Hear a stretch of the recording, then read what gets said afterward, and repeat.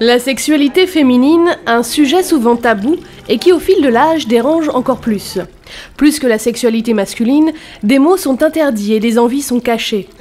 À la case énergétique, les femmes en parlent sans limite, au travers d'une rencontre sur la puissance du féminin et sa transmission. Et souvent, j'ai interrogé aussi des personnes dans les centres, comment on appelle ça, les EHPAD. Donc j'ai interrogé des personnes et souvent, je vais vous étonner, les soignants considèrent les femmes, puisqu'on parle de femmes, comme des sorcières libidineuses. C'est des gens qui sont vicieuses, qui ont des envies, mais pas possible. Qu'est-ce qu'elle croit à son âge?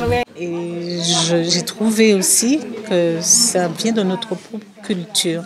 Parce que nous-mêmes, Antillais, Guadeloupéens, nous ne sommes pas au fait de notre propre sexualité. Et du coup, quand la sexualité des personnes âgées et des autres, elle est carrément déniée.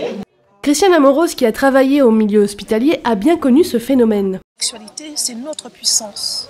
C'est ce qui nous équilibre, qui nous permet de développer notre créativité, qui nous permet d'aller jusqu'à ce qu'on appelle le 7e ciel, c'est-à-dire d'aller au-delà du 7e ciel, c'est-à-dire au-delà du chakra couronne.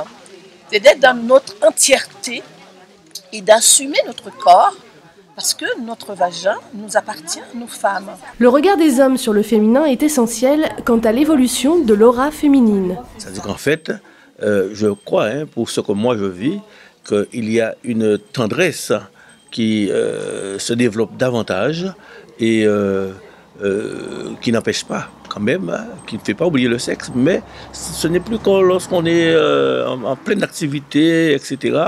Il y a des transferts qui se font et qui rendent la chose peut-être encore plus agréable, plus passionnant, plus sublime.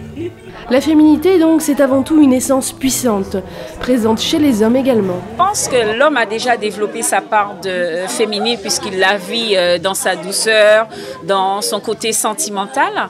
Peut-être que dans notre société créole, il la repousse un peu parce que, bon, n'ayons pas peur des mots. Si elle est trop développée, on va dire il est un peu macomé. Mais en fait, il ne doit pas avoir honte du tout de cette femme, puisque de cette féminité, il y a eu un lapsus d'ailleurs, parce que beaucoup de femmes peuvent avoir aussi une tendance masculine prononcée. Quand on dit en créole, la femme là, ça rigole beau, bien trop godjo. Mais un homme peut être aussi très doux, très miel, et c'est bien ce qui définit l'essence féminine ou la féminité chez l'homme. Une essence féminine que l'on distille au fil de l'âge et qui ne doit pas être enfermée dans un flacon.